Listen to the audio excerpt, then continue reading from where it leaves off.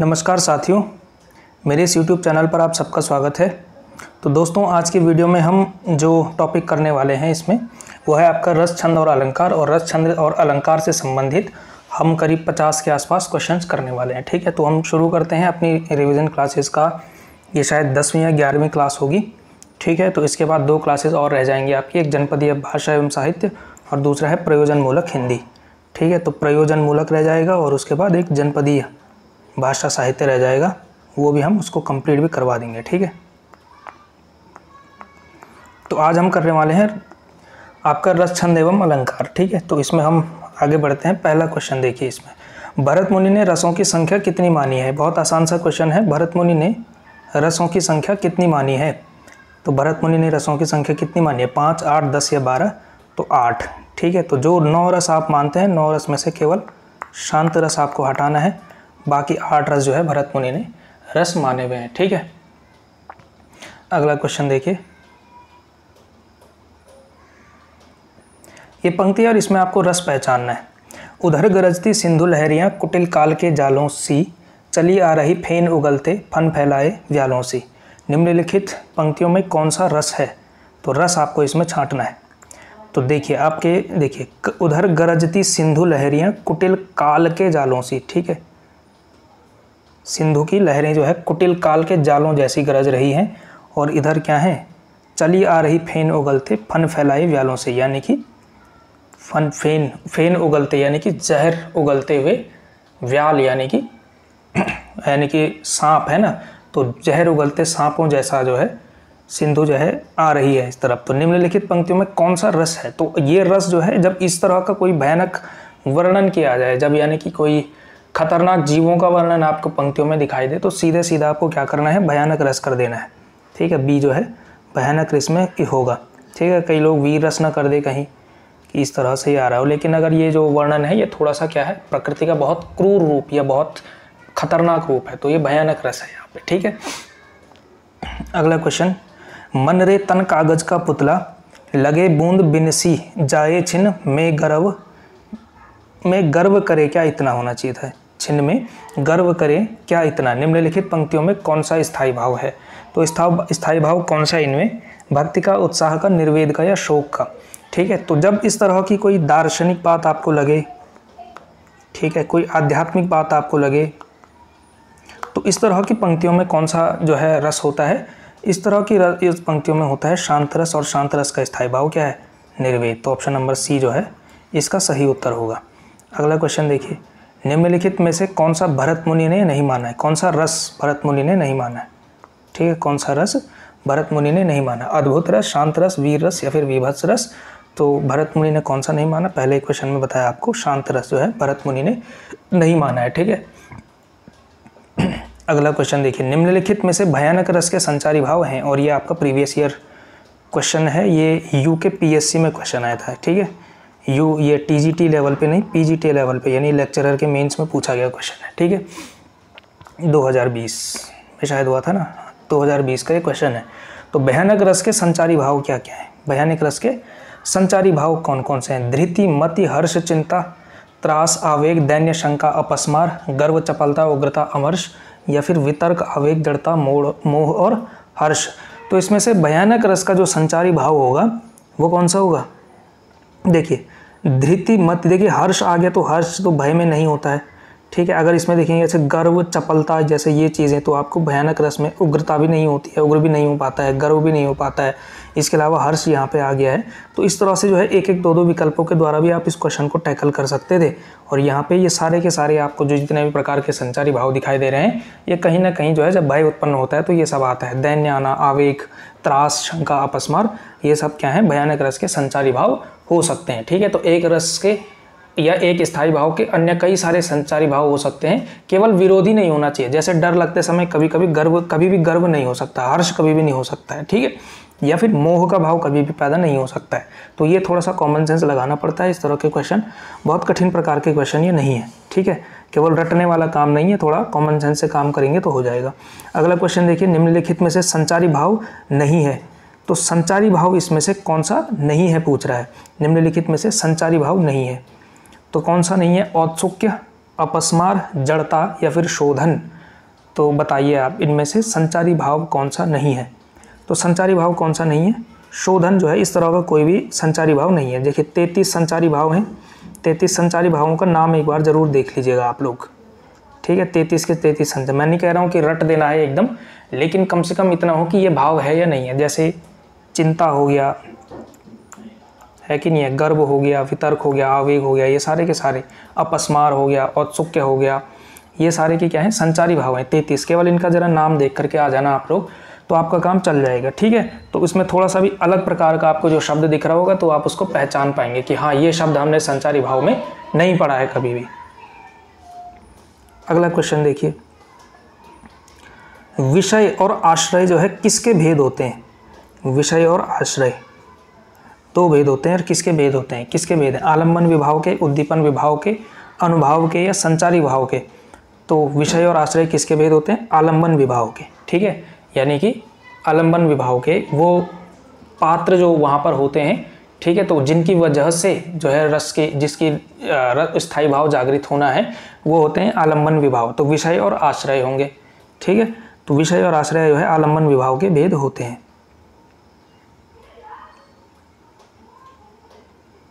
अगला क्वेश्चन देखिए, चकपकाहट को एक संचारी भाव के रूप में स्थापित करने वाले विद्वान हैं।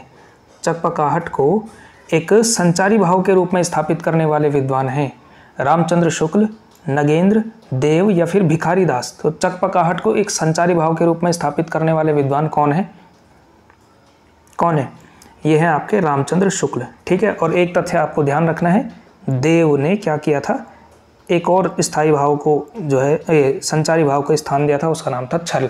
33 संचारी भाव तो भरत मुनि ने बताए, इसके अलावा एक 34वां बताया किसने, देव ने, और 35वां बताया शुक्ल जी ने। इसको कहा जाता है चकपकाहट, ठीक है। तो ये है क्या, बहुत रेयर क्वेश्चन है इस तरह का पूछा जाना, बहुत rarest of the rare case है कि इस तरह का प्रश्न पूछा जाए, ठीक है। लेकिन तब भी ध्यान रखना चाहिए, ध्यान रहेंगे तो अच्छा है, कम से कम रोचक तथ्य तो यह है ही। अगला क्वेश्चन देखिए, निम्नलिखित में से सात्विक अनुभाव का प्रकार नहीं है। सात्विक अनुभाव का प्रकार नहीं है, सात्विक अनुभाव का प्रकार, सात्विक अनुभाव यानी कि जो अपने आप हो जाता है, ठीक है। तो कौन सा है, ग्लानि, स्तंभ, स्वेद, कंप। तो निम्नलिखित में से सात्विक अनुभाव का प्रकार कौन सा नहीं है। तो ग्लानि जो है ये सात्विक अनुभाव का प्रकार नहीं है। दरअसल ग्लानि अनुभाव है ही नहीं, ग्लानि क्या है, एक संचारी भाव है। ग्लानि तो क्या है, भाव है ना, एक इमोशन है, तो वो जो है आपका क्या है, सात्विक अनुभाव का प्रकार नहीं है। बाकी स्तंभ, स्वेद, कंप ये सारे क्या हैं, सात्विक अनुभाव हैं। और जो सात्विक अनुभाव होते हैं वो 8 प्रकार के होते हैं। सात्विक अनुभाव 8 प्रकार के होते हैं। तो वो 8 प्रकार कौन कौन से हैं ये सात्विक अनुभाव के, ये भी देख लीजिए, क्या पता क्वेश्चन पूछ ही लिया जाए। 8 प्रकार के कौन कौन से जो है ये आपके सात्विक अनुभाव होते हैं। पहला एक तो आता है इसमें स्वेद, यानी कि पसीना आना, ठीक है, स्वेद हो गया, रोमांच होना। तो ये सारे क्या होंगे, सात्विक रूप से होंगे। अगर कोई नकली एक्टिंग करना चाहेगा तो नकली रूप से कोई भी स्वेद यानी कि पसीना नहीं निकाल सकता है ना, ज़बरदस्ती का शायद हंस जाए या कुछ इस तरह की चीज़ें कर ले, लेकिन स्वेद या जैसे एक और होता है स्तंभ, ठीक है। तो ये सारे अनुभव ऐसे हैं जो अपने आप होगा, जब तक किरदार निभाने वाले व्यक्ति ने खुद उसको जिया नहीं तब तक ये जो है इस प्रकार का अभिनय वो नहीं कर सकता है, ठीक है। तो ये 8 प्रकार के जो है सात्विक अनुभव होते हैं। स्तंभ हो गया, रोमांच हो गया, स्वेद हो गया, एक स्वरभंग हो गया, स्वरभंग यानी कि ज़बान टूटना जिसको कहते हैं ना, स्वरभंग हो गया। हाँ, एक कांपना जिसको कहते हैं कंप हो गया, ठीक है। अश्रु, प्रलय और एक और रह गया, अश्रु, प्रलय और हाँ वैवर्ण्य, ठीक है। यानी कि वैवर्ण्य यानी कि पीला पड़ जाना जिसको कहते हैं ना, एकदम हवाइयाँ उड़ जाना। तो ये हवाइयाँ कब उड़ेंगी, जब सात्विक रूप से हो रहा होगा अभिनय, ठीक है। तो ये सारी चीज़ें हैं। तो ये 8 प्रकार के हैं आपके सात्विक अनुभाव, ठीक है। इनको जरूर याद रख लेना आप लोग। अगला देखिए, रस निष्पत्ति संबंधी भुक्तिवाद की अवधारणा का संबंध किससे है। और इस तरह का क्वेश्चन बड़ा महत्वपूर्ण हो सकता है आप लोगों के लिए, ठीक है। भुक्तिवाद जो है रस निष्पत्ति संबंधी 3-4 सिद्धांत जो भी दिए गए हैं, ये जो है आपके लिए बड़े महत्वपूर्ण है, ठीक है। तो ये जो भुक्तिवाद है, भुक्तिवाद का संबंध किससे है, किसने दिया था भुक्तिवाद का जो सिद्धांत था, अभिनवगुप्त, भट्टनायक, शंकुक या फिर लोलट। तो ये जो सिद्धांत दिया है ये दिया है आपके भट्ट नायक ने, ठीक है। बाकी लोगों का भी देख लो किस किस ने क्या क्या दिया हुआ है, ठीक है। अभिनव गुप्त ने दिया हुआ है अभिव्यक्तिवाद, क्योंकि ये ध्वनिवादी है ना, तो अभिव्यक्तिवाद इन्होंने दिया है, अभिव्यक्तिवाद, ठीक है। भट्ट नायक का तो हो ही गया है भुक्तिवाद। इसके अलावा शंकुक या श्री शंकुक का भी आता है और भट्ट शंकुक नाम से भी आता है, तो ये दोनों 3-4 नाम इनके चल जाते हैं। शंकुक जरूर याद रखिएगा, इनका है अनुमितिवाद, ठीक है यार। अनुमितिवाद क्या है, अभिव्यक्तिवाद क्या है, ये इतना डिटेल में जाने की ज़रूरत नहीं है, इतना डिटेल में आपसे नहीं पूछा जाएगा, ठीक है। ये असिस्टेंट प्रोफेसर और उससे ऊपर के लेवल के प्रश्न होते हैं, तो आपको जो है TGT का लेवल अपना ध्यान रखना है, ठीक है। इसीलिए कई बार लोग कह रहे हैं कि सर ये तो बहुत ही आसान है, हमने तो बहुत कुछ पढ़ लिया। आपने पढ़ लिया तो अच्छी बात है, ठीक है, लेकिन देखिएगा आप लोग पेपर जो बनेगा वो ऐसा नहीं बनेगा कि जो आप सोच रहे हैं, ठीक है। वो बहुत ग्राउंडेड तरह का पेपर बनेगा, आपके सिलेबस के हिसाब से बनेगा। बड़ा ट्रिकी हो सकता है पेपर, लेकिन कठिन किसी भी एंगल से नहीं लगेगा, देख लेना आप लोग, ठीक है। और भट्ट लोलट का है आरोपवाद या उत्पत्तिवाद, इसको कहा जाता है उत्पत्तिवाद या फिर आरोपवाद भी इसको कहा जाता है, आरोपवाद या उत्पत्तिवाद, ठीक है। तो ये 3-4 जो है ये सिद्धांत हैं रस निष्पत्ति संबंधी, बड़े महत्वपूर्ण, ये जरूर आप याद रखिएगा, ठीक है। और रस सिद्धांत दिया किसने है, भरत मुनि ने है, भरत मुनि ने है।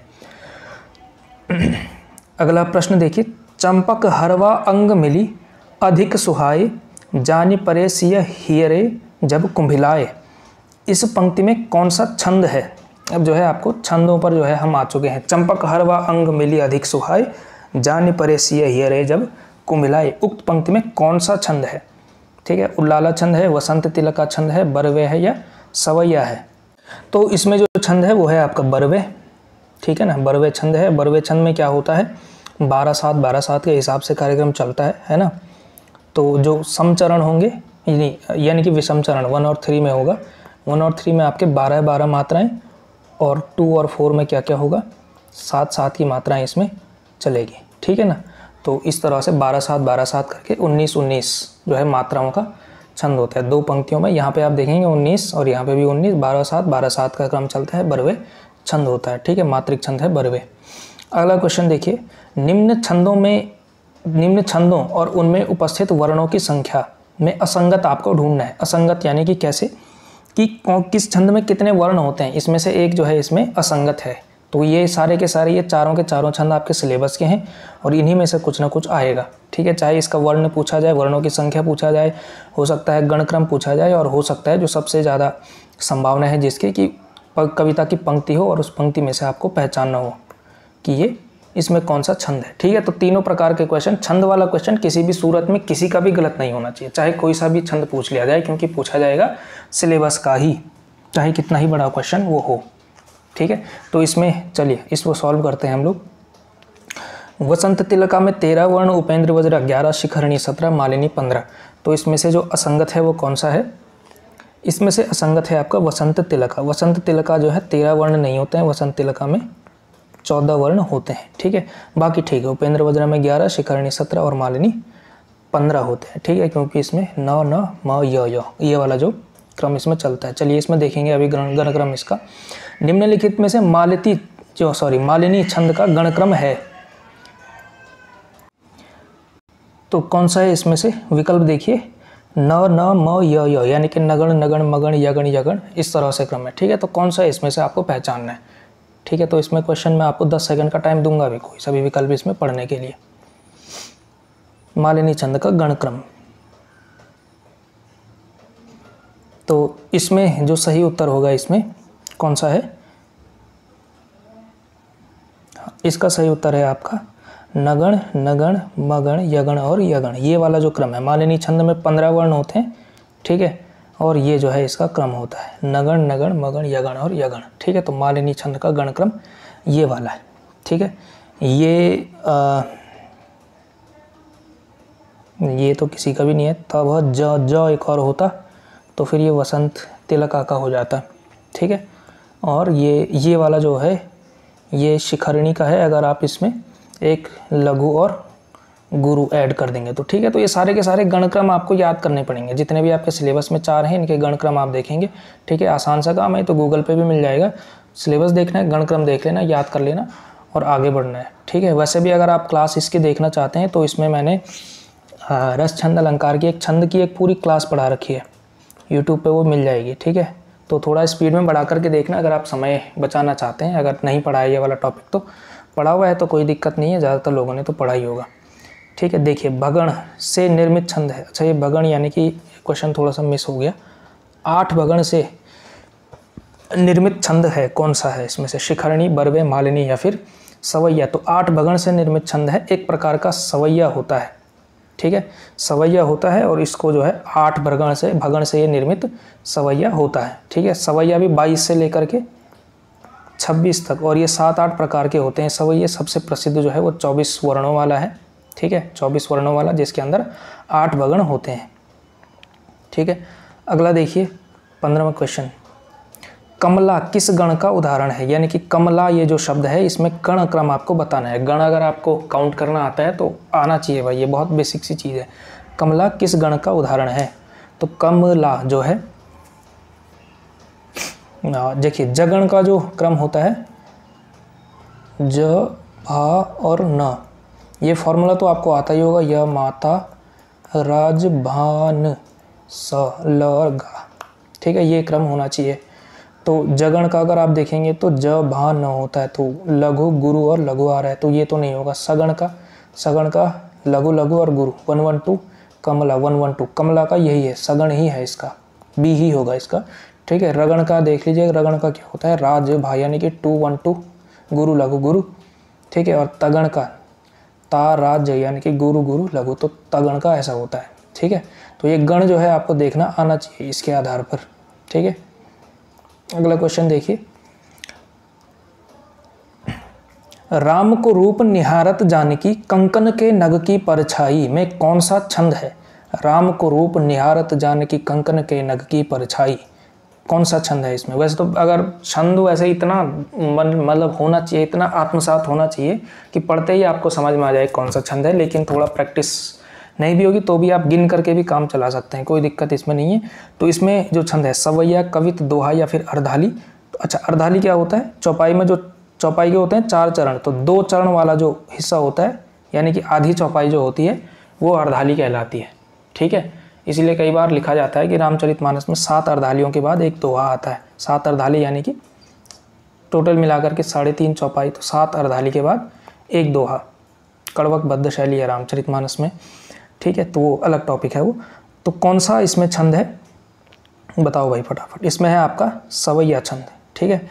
देखेंगे आप तो काउंट करके वर्ण कितने हैं, 2 3 4 5 6 7 8 9 10 11 12 13 14 15 16 17 18 19 20 21 22 23, तो ये 23 वाला है, ठीक है। अगर मैंने थोड़ा गलत गिन लिया तो 23 24 इस तरह से होता है। थोड़ा अगर आप इसका गणक्रम भी देखेंगे तो भी आपका काम चल जाएगा। वैसे सवैया को गिनने का थोड़ा मन में भी होना चाहिए आपको, ठीक है। कोई ना कोई सवैया याद कर लो तो उसके बेस पे जो है बाकी सारे हो जाते हैं। अगला देखिए, प्रिय पति वह मेरा प्राण प्यारा कहाँ है? दुख जलधि निमग्ना का सहारा कहाँ है? अब तक जिसको मैं देख के जी सकी हूँ वह हृदय हमारा नेत्र तारा कहाँ है? में कौन सा छंद है?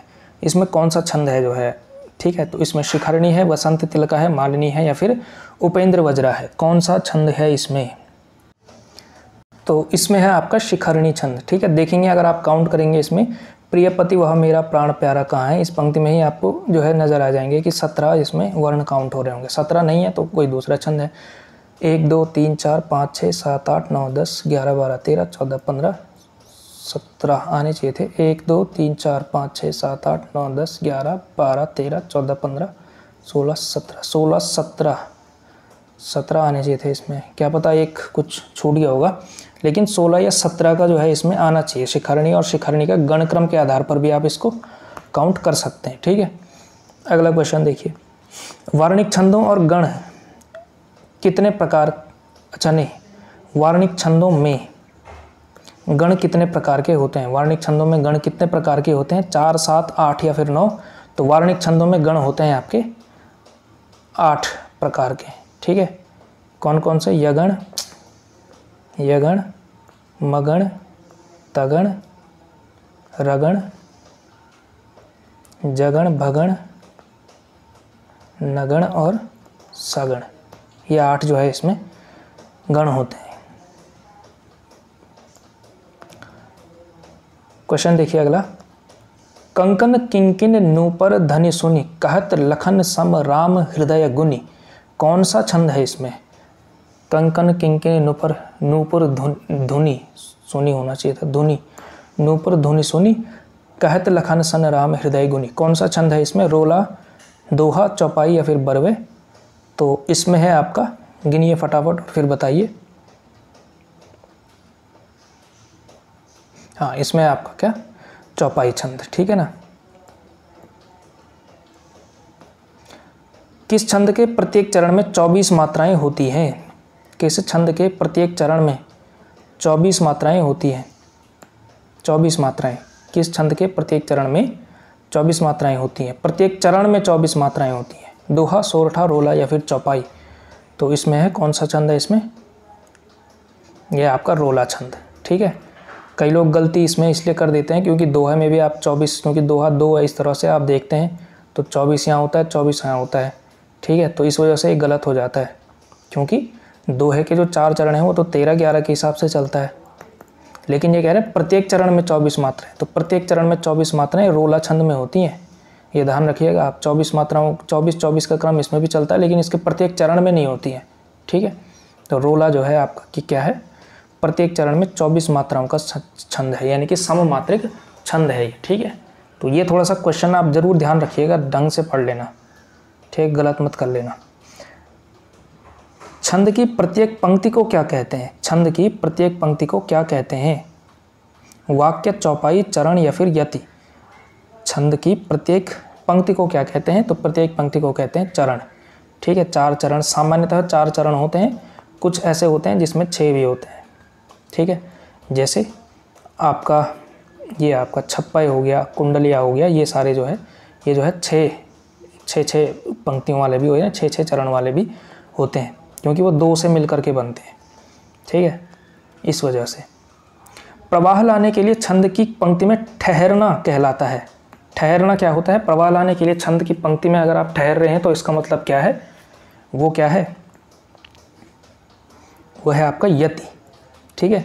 गति मतलब चलना, गति मतलब प्रवाह के साथ बोलना, बीच में जब रुकना है, जहाँ पे कॉमा, फुल स्टॉप आपको देना पड़ता है, वो होती है यति, ठीक है। तुक होता है राइमिंग, और लय जो होता है उसका जो फ्लो है, ठीक है, वो। अगला देखिए, वसंत तिलका छंद के संदर्भ में असंगत है, ठीक है। इसमें जो है वसंत तिलका छंद के संदर्भ में असंगत है। यह शक्वरी जाति का वार्णिक समछंद होता है। इसके प्रत्येक चरण में 14 वर्ण होते हैं।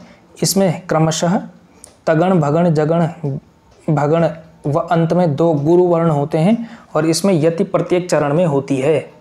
इसमें यति प्रत्येक चरण में होती है। तो देखिए, तो यति तो मतलब होगी ही, या प्रत्येक चरण में यति आपको देनी पड़ती है, हर छंद में होता है, ठीक है। ये आपका वार्णिक समछंद है। शक्वरी जाति, ये इसका भी है ही, ठीक है। इसके प्रत्येक चरण में 14 वर्ण होते हैं, लेकिन जो सी वाला कथन है वो गलत है, ठीक है। सी वाला कथन इसमें गलत है, ठीक है। एक गणक्रम इसमें जो है ठीक नहीं बताया गया है। अगला क्वेश्चन देखिए, किस सवैया में 8 भगण होते हैं?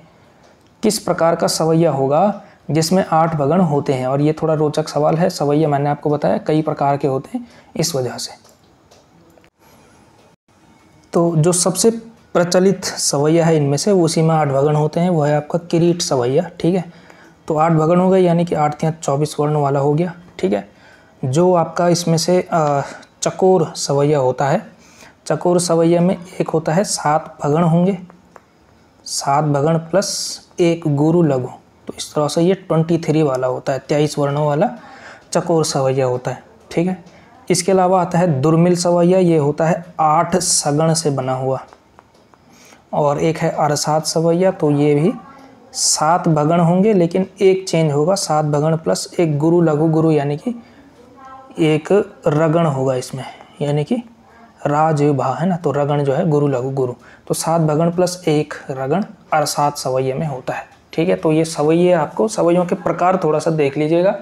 ये भी रेयर केस है, मतलब यानी कि बहुत इस तरह का सवाल नहीं है कि हॉट फेवरेट हो, लेकिन ये थोड़ा सा कठिन प्रश्न पूछने का अगर आयोग का मन करे इस टॉपिक से, तो इस तरह का प्रश्न सवैया पर पूछा जा सकता है, ठीक है। चलिए आगे बढ़ते हैं। वर्ण संख्या के आधार पर छंदों का आरोही क्रम क्या है, यानी कि जिसमें सबसे कम वर्ण है वो छंद आपको पहले लगाना है। ठीक है, उपेंद्र वज्रा, शिखरणी, मालिनी और सवैया। तो सबसे कम होते हैं उपेंद्र वज्रा में 11 होते हैं। ठीक है, इसके अलावा मालिनी में 15 होते हैं, शिखरणी में 17 होते हैं, सवैया में 22 से लेकर के 26 के बीच होते हैं। ठीक है, तो यही क्रम इसमें बनेगा 11, 15, 17, 22 से 26 वाला। तो 11 यानी उपेंद्र वज्रा, फिर मालिनी 1, 3, 2, 4 यानी कि बी जो है इसका सही उत्तर होगा। चलिए आगे बढ़ते हैं। किस छंद के विषम चरण में 12-12 और सम चरणों में 7-7 मात्राएं होती हैं? किस छंद के विषम चरण में 12 और सम चरण में 7-7 यानी कि 12-7 12-7 वाला जो क्रम है वो किस में होता है? तो वो कौन सा छंद है? पहले भी इस पर बात हुई है, वो कौन सा छंद है? रोला, दोहा, उल्लाला या फिर बरवे। तो बरवे जो छंद है वो होगा आपका। टोटल 19 मात्राओं का छंद होता है। ठीक है, और यह है आपका अर्धसम मात्रिक छंद है एक प्रकार से। ठीक है, चलिए आगे बढ़ते हैं। मात्रिक छंदों में मात्रा कितने प्रकार की होती है? जो मात्रिक छंद है उसमें मात्रा कितने प्रकार की होती है? तो मात्रा 3, 4, 2, 5 कितने प्रकार की मात्रा होती है? 2 ही प्रकार की तो मात्रा होती है, एक लघु और एक गुरु, यानी कि एक ह्रस्व कहीं इसको दूसरे शब्दों में ह्रस्व और दीर्घ। ठीक है, तो यही है। तो 2 प्रकार की मात्राएं होती हैं। ये कोई बड़ा कठिन सवाल ये नहीं है। ठीक है, थोड़ा ट्रिकी हो सकता है कि समझ में नहीं आए कि क्या बात हो रही है। ठीक है, लेकिन वैसे ये आना चाहिए, कोई बड़ी बात ये नहीं है। छंदशास्त्र ग्रंथ के रचयिता कौन है? जो छंदशास्त्र ग्रंथ था उसके रचयिता कौन है? क्षेमेंद्र, वेदव्यास, पिंगल या फिर वाल्मीकि?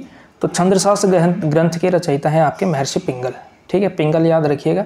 ठीक है, और वैसे तो मुश्किल है इस तरह से पूछा जाना, लेकिन ठीक है ये पूछा भी जा सकता है, कोई उसमें समस्या नहीं है। ज़्यादातर जो संभावना क्या है, पंक्ति पूछी जाएगी, सवैया पंक्ति पूछ ली, उसमें बता दिया कौन सा छंद है, या फिर यही पूछ लिया सम मात्रिक कौन सा है, अर्धसम मात्रिक कौन सा है, विषम मात्रिक कौन सा है, और इसके अलावा वर्णी वार्णी छंदों में गणक्रम हो गया, वर्णों की संख्या हो गई।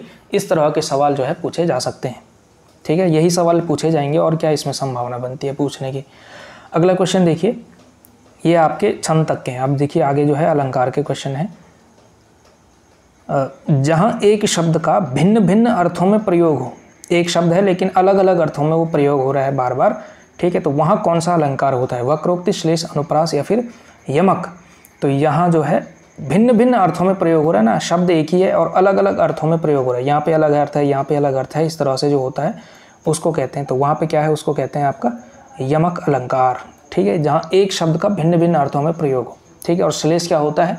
जब एक शब्द के 2 अर्थ निकल रहे हो एक ही जगह पे। ठीक है, उसको कहा जाता है श्लेष अलंकार।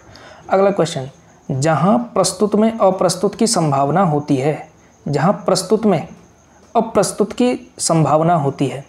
ठीक है, यानी कि जो प्रस्तुत है उसमें क्या है, अप्रस्तुत की संभावना होगी, तो वह कौन सा अलंकार होता है? उत्प्रेक्षा, संदेह, भ्रांतिमान या फिर रूपक? तो संभावना अगर पूछ लिया जाए प्रस्तुत अप्रस्तुत में, तो ए उत्प्रेक्षा अलंकार इसका सही उत्तर होगा। ठीक है, अगला क्वेश्चन, एक उपमान के लिए अनेक उपमान प्रयुक्त होने पर कौन सा अलंकार होता है?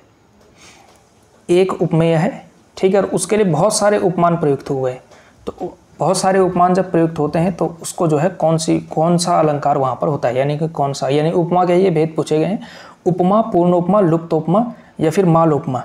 ठीक है, तो उपमेय के लिए अनेक प्रकार के जब उपमान प्रयुक्त होने लगे तो वहाँ पर क्या होती है, आपकी माल उपमा होती है। ठीक है, ठीक है, तो ये उपमा के प्रकार भी आपको करने पड़ सकते हैं। ठीक है, इसके भी वीडियो डिटेल में है चैनल पे जा करके, बहुत हल्के में आप देखना चाहें तो देख सकते हैं शॉर्ट में। ठीक है, वरना अगर टाइम है तो आज ही रात को आप निपटा लो ये प्रश्न करते के साथ ही। जहाँ पे दिक्कत आ रही है, जिस टॉपिक में दिक्कत आ रही है उस टॉपिक को कवर करते चलो। ठीक है, ये 3-4 दिनों में यही हो सकता है अब। ठीक है, अगला क्वेश्चन देखिए, था स्वप्न या मति भ्रम, माया की हाय छल था, पंक्ति में कौन सा अलंकार है? स्वप्न था या मति भ्रम था, माया था कि छल था, इसमें कौन सा अलंकार है? ठीक है, संदेह, दृष्टांत, भ्रांतिमान या फिर अतिशयोक्ति? ठीक है, तो अतिशयोक्ति तो नहीं है, किसी भी प्रकार की अतिशयोक्ति नहीं है।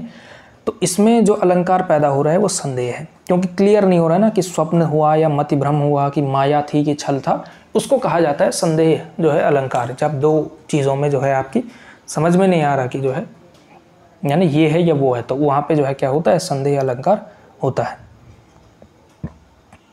किस अलंकार में वाच्यार्थ गौण तथा व्यंग्यार्थ प्रधान हो, वहाँ होता है। यानी कि किस अलंकार में वाच्यार्थ गौण है लेकिन व्यंग्यार्थ जो है प्रधान हो जाता है, वहाँ कौन सा अलंकार होता है। यानी कि इसको आप दूसरी तरीके से भी फ्रेम कर सकते हैं। थोड़ा सा देखिए, लैंग्वेज किसी भी तरह से पूछी जा सकती है यार, क्योंकि ये जो छंद अलंकार रस होते हैं ये थोड़ा काव्य शास्त्र के टॉपिक होते हैं, तो किसी भी प्रकार की भाषा में पूछे जा सकते हैं। इन प्रश्नों की लैंग्वेज थोड़ा कठिन भी हो सकती है, भले ही आपको आता हो, लेकिन लैंग्वेज की ना समझ में आने की वजह से क्वेश्चन कभी कभी नहीं भी आप पकड़ पाते हैं। इसलिए थोड़ा सा आपको जो है क्वेश्चन ठीक से पढ़ना, बार बार सोचना कि इसमें क्या क्या इसके निहित निकल सकते हैं, ठीक है। तो वाच्यार्थ और वाच्यार्थ गौण है, यानी कि जो वो कह रहा है वो गौण है, लेकिन व्यंग्यार्थ यानी कि जहाँ वो लक्षित कर रहा है वो ज़्यादा प्रधान हो जाता है, तो वहाँ कौन सा अलंकार होता है, वक्रोक्ति, समासोक्ति, अन्योक्ति या फिर अतिशयोक्ति। तो वहाँ पर क्या होता है, अन्योक्ति अलंकार होता है, ठीक है। जब वो कहना कुछ और चाहता है, कुछ और कहा उसने और उसके माध्यम से कुछ और कहना चाहता हो, तो वहाँ पर क्या होता है, आपका अन्योक्ति अलंकार होता है। इसके उदाहरण भी आगे आ सकते हैं, ठीक है, तो उसमें हम बता देंगे। इसमें अन्योक्ति अलंकार जो है वहाँ पर वाच्यार्थ गौण होगा, व्यंग्यार्थ प्रधान होगा, वहाँ अन्योक्ति। और समासोक्ति क्या होगा कि वाच्यार्थ भी और व्यंग्यार्थ दोनों ही प्रधान है, दोनों के बीच द्वंद्व है, ठीक है, तो वहाँ पर समासोक्ति होता है। अगला क्वेश्चन देखिए, मुनि तापस जिनते दुख लहही ते नरेश बिनु पावक दहही में कौन सा अलंकार है। तो भाई अलंकार समझने के लिए सबसे ज़रूरी तो चीज़ यही है कि आपको पंक्ति समझ में आ रही हो। पंक्ति समझ में नहीं आएगी तो क्वेश्चन नहीं हो पाएगा, ठीक है। तो फिर मतलब कुछ ट्रिक्स हो सकती हैं, कुछ अलंकार एक आध ऐसे होते हैं जो समझ में आ जाते हैं बिना पंक्ति समझे हुए, लेकिन ज़्यादातर जो अर्थालंकार होंगे, ठीक है, खासकर उत्प्रेक्षा के बाद वाले जितने भी हैं वो सारे क्या होंगे, बिना उनका मतलब जाने हुए आपको नहीं आएगा। तो इसलिए आपको बड़े ब्रेक कर करके जो है आराम आराम से पंक्तियाँ समझनी चाहिए। तो मुनि तापस जिनते दुख लहही ते नरेश बिनु पावक दहही में कौन सा अलंकार है। उत्प्रेक्षा अलंकार, विभावना अलंकार, अन्योक्ति अलंकार या फिर अतिशयोक्ति अलंकार, ठीक है। तो यहाँ पे आपको ये देखिए, मुनि तापस जिनते दुख लहई, यानी कि जो जिसके यानी कि तपस्वी मुनि जो है जिसके जो है दुख होता है, यानी जिसके शासनकाल में जिस राजा के उसमें ते नरेश बिनु पावक दहई, तो वो राजा क्या होता है, बिना आग के जलता है। अब देखिए जलेगा तो आग तो होगी ही, ठीक है, लेकिन जलने का जो काम है वो बिना कारण के हो रहा है। यानी कि जब कार्य हो लेकिन कारण ना हो, बिना कारण ही कार्य हो रहा हो, तो वहाँ पे कौन सा अलंकार होता है, वहाँ पे विभावना अलंकार होता है, ठीक है। कार्य हो लेकिन कारण के बिना ही कार्य हो रहा है, ठीक है, जैसे बिना मुंह के बोलना, ठीक है, बिना कलम के लिख देना, इस तरह की चीज़ें जब आती हैं, ठीक है, जैसे बिना आग के जल जाना, इस तरह की जो चीज़ें होती हैं वहाँ पे होता है विभावना अलंकार। जब इस तरह की चीज़ें आ रही हों कि बिना इसके ये, ठीक है, बिना कारण के कार्य हो रहा है, तब जो है वहाँ पे होता है विभावना अलंकार की। जैसे बिना पैरों के चल गया, इस तरह के जो पंक्तियाँ जब आपको इस तरह का भाव कुछ दे रही हों तो वो होंगे आपके विभावना अलंकार। और ठीक इसी के विपरीत होता है आपका क्या, विशेषोक्ति अलंकार, ठीक है, कि कारण है लेकिन कार्य हुआ ही नहीं, कारण था लेकिन कार्य नहीं हुआ। जब कारण हो और कार्य ना हो तो वहाँ पे होता है विशेषोक्ति, और जब कार्य है लेकिन कारण नहीं है, ठीक है, वहाँ पे होता है विभावना अलंकार, ठीक है। दोनों अलग अलग एक दूसरे के विपरीत ही बातें हैं, ठीक है। यहाँ पे देखिए अगला क्वेश्चन, सूर सूर तुलसी शशि उडगुन केशव दास अब के कवि खद्योत सम जह तह करत प्रकाश में कौन सा अलंकार है, ठीक है। तो देखिए सबसे पहले तो आपको जो है एक तरीका आपको आना चाहिए कि जो है एक शब्द दो बार आ रखा है, ठीक है। तो सूर सूर है, यानी कि सूर क्या है, सूर्य है। तो यहाँ पे सूर का मतलब सूरदास, सूर्य का मतलब सूर्य।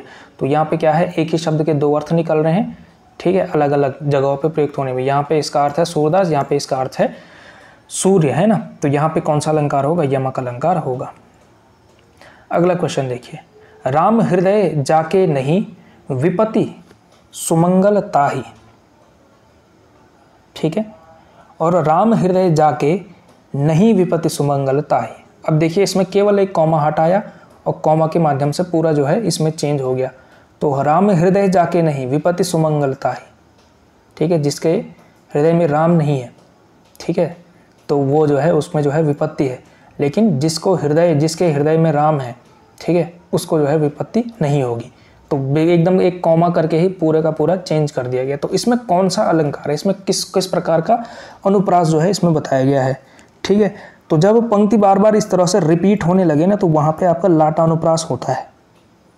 ठीक है, लाटानुप्रास इसमें होता है। अनुप्रास के जो है जो 4-5 भेद होते हैं, 5 भेद, वो जो है आपको सारे के सारे करने हैं। कहाँ पे 6 का अनुप्रास है, श्रुत्यानुप्रास है, अंत्यानुप्रास है, ठीक है, वृत्यानुप्रास है या लाटानुप्रास है। ठीक है, तो ये 5 जो है अलंकार के भेद हैं, ये आपको करने पड़ेंगे। लाटानुप्रास इसमें है।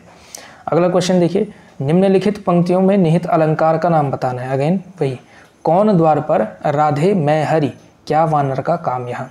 ठीक है, तो देखिए ये एक संवाद है और संवाद के माध्यम से ही जब चीज़ें आगे बढ़ें तो इसमें मैं आपको बता दूंगा सीधे सीधे। ठीक है, ये एक ट्रिक होती है कि दरवाजे पर कौन है, तो वो कहता है कि राधे मैं हरि हूँ। ठीक है, और राधे को पता है कि हरि यानी कि कृष्ण अपनी बात कर रहे हैं। ठीक है, लेकिन राधे ने जानबूझ करके हरि का अर्थ जो है वानर लिया, जानबूझ करके लिया और फिर पूछा क्या वानर का काम यहाँ। तो इस तरह से जब यानी कि जब जो वक्ता होता है वो एक बात कहेगा और दूसरा व्यक्ति जानबूझ करके जब उसका दूसरा अर्थ लेता है, ठीक है, तो तब वहाँ पर कौन सा अलंकार होता है, वहाँ पर होता है वक्रोक्ति अलंकार। ठीक है, वहाँ पर क्या होता है, वक्रोक्ति अलंकार होता है। समझ गए आपकी, यानी कि श्रोता कुछ कह रहा है, यानी नहीं, व्यक्ति कुछ कह रहा है, यानी कि जो वक्ता है वो कुछ कह रहा है, श्रोता ने जानबूझ करके उसका अर्थ दूसरा निकाला। ऐसा नहीं था कि उसको पता नहीं था कि ये क्या कहना चाह रहे हैं, लेकिन जानबूझ करके उसने उसका दूसरा अर्थ निकाला, तब जो है वहाँ पे क्या होता है, यहाँ पे वक्रोक्ति अलंकार होता है। ठीक है, और ये जो वक्रोक्ति अलंकार के उदाहरण जितने भी देखे गए, मैंने कम से कम जितने भी देखे हैं, वो सब में कहीं ना कहीं संवाद होगा, कम से कम 3-4 लाइन का संवाद जरूर होता है। ठीक है, चलो अगला क्वेश्चन देखिए, नहीं पराग नहीं मधुर मधु, नहीं विकास यही काल, अली कली ही सो बंध्यो, आगे कौन हवाल, पंक्ति में कौन सा अलंकार है। ठीक है, तो ये बिहारी का दोहा है, वैसे इसको ऐसे याद करने की ज़रूरत नहीं पड़ती। ठीक है, मतलब इसको वैसे अलग से सॉल्व करने की ज़रूरत नहीं है, ये याद आपको होना चाहिए था। तो ये वाला दोहा, इस दोहे के बारे में 2-3 बातें सब कुछ पता होनी चाहिए इसके बारे में, और इसमें कौन सा अलंकार है ये भी याद करके जाएंगे तो अच्छा रहेगा। तो नहीं पराग नहीं मधुर मधु, नहीं विकास यही काल, अली कली ही सो बंध्यो, आगे कौन हवाल। इसमें जो अलंकार है वो है आपका अन्योक्ति अलंकार।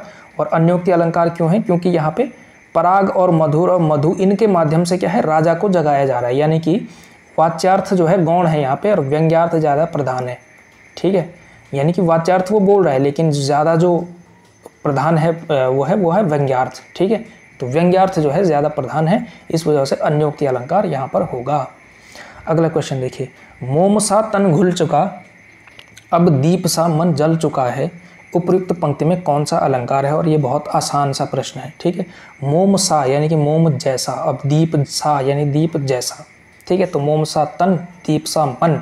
ठीक है, तो इस तरह से है, तो उपयुक्त पंक्तियों में कौन सा अलंकार है, तो इस उपयुक्त पंक्तियों में है आपका उपमा अलंकार। ठीक है, पूर्ण उपमा नहीं होगी क्योंकि यहाँ पे साधारण धर्म नहीं है। ठीक, ये जो है कुछ पूर्ण उपमा तब होती है जब चारों के चारों चीज़ें उसमें उपस्थित हो, उपमेय भी हो, उपमान भी हो, साधारण धर्म भी हो और वाचक शब्द भी हो। ठीक है, तो उपमेय उपमान और वाचक शब्द, लेकिन साधारण धर्म इन दोनों जगहों पे नहीं है, इसलिए पूर्ण उपमा नहीं है, उपमा जो है यहाँ पर जरूर है।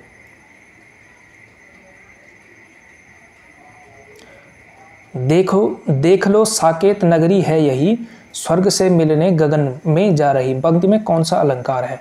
देख लो साकेत नगरी है यही, स्वर्ग से मिलने गगन में जा रही, देख लो साकेत नगरी है यही। ठीक है, तो विभावना, अतिशयोक्ति, संदेह या फिर भ्रांतिमान। ठीक है, तो देख लो साकेत नगरी है यही, तो ये जो पंक्तियां हैं, ठीक है, तो स्वर्ग से जो है मिलने गगन में जा रही, इस तरह का जो वर्णन किया गया है, तो साकेत नगरी का एक तरह से अतिशयोक्तिपूर्ण वर्णन है कि देखिए स्वर्ग से मिलने जा रही है, इस तरह से लग रहा है साकेत नगरी, है ना। तो ये है आपका अतिशयोक्ति अलंकार यहाँ पर होगा। ठीक है, अगला क्वेश्चन देखिए, या अनुरागी चित्त की गति समुझे नहीं कोई, ज्यों ज्यों बूढ़े श्याम रंग त्यों त्यों उज्ज्वल होए। तो या अनुरागी चित्त की गति समझे नहीं कोई, इस अनुरागी चित्त की गति कोई नहीं समझता है, क्योंकि जैसे जैसे श्याम रंग बढ़ता रहेगा वैसे वैसे जो है उज्ज्वल होता रहेगा। वैसे श्याम रंग यानी कि काला रंग, तो काला रंग बढ़ने से क्या होना चाहिए था, उज्ज्वल होने की जगह और गहरा हो जाना चाहिए था, और भी ज़्यादा उसको काला हो जाना चाहिए था। लेकिन कह रहे हैं क्या, अनुरागी चित्त की गति ही ऐसी है कि श्याम रंग जैसे जैसे बढ़ता रहेगा वैसे वैसे क्या होगा, उज्ज्वल होता रहेगा हमारा अनुरागी चित्त। तो यहाँ पे कौन सा अलंकार है, तो यहाँ पे विरोधाभास अलंकार है। ठीक है, श्याम रंग बढ़ने के साथ उज्ज्वल होना। ठीक है, वैसे श्याम रंग बढ़ने के साथ क्या होना चाहिए था, और काला होना चाहिए था, लेकिन उज्जवल हो रहा है, ठीक है। तो यहाँ पे क्या है आपका विरोधाभास अलंकार होता है। और यहाँ पे एक और अलंकार है वैसे, अगर यहाँ पे श्लेष भी उदाहरण में होता ना तो फिर दोनों उत्तर हो जाते, क्योंकि श्याम रंग का मतलब यहाँ पे दो अर्थ निकल रहे हैं, एक तो श्याम रंग यानी काला रंग और दूसरा अर्थ यानी कि श्याम का रंग, श्याम यानी कि कृष्ण का रंग, ठीक है। तो दो अर्थ इसमें एक ही जगह पे से निकल रहे हैं, तो श्लेष अलंकार भी है यहाँ पे, लेकिन विकल्प में जो होगा उस हिसाब से आपको करना पड़ेगा। यहाँ पे जो ज़्यादा व्यापक अर्थ में है, यहाँ पे इस पूरी निचली वाली पंक्ति में वो विरोधाभास अलंकार है, ठीक है। वहाँ पे वैसे आपका श्लेष अलंकार की भी संभावना है, ठीक है। तो विकल्प में श्लेष हो तो श्लेष करना है, विरोधाभास हो तो विरोधाभास करना है, ठीक। नेक बुझाती नहीं बिरहानल नैनन नीर नदी बहने पर, ठीक है। तो नेक बुझाती नहीं बिरहानल, तो बिल्कुल नेक यानी कि थोड़ा भी नहीं बुझती है, बिरह की अनल यानी कि बिरह की अग्नि, नैनन नीर नदी बहने पर, नैनों से जो है आंसुओं की नदी बहने पर भी जो है जो विरह की आग है वो नहीं बुझती है, ठीक है। वैसे तो नदी बहने पे तो आग तो बुझी जानी चाहिए थी, लेकिन नहीं बुझती है। तो इस उदाहरण में कौन सा अलंकार है? अब देखिए इसमें हो क्या रहा है, एक तो हमने आपको विभावना समझाया था,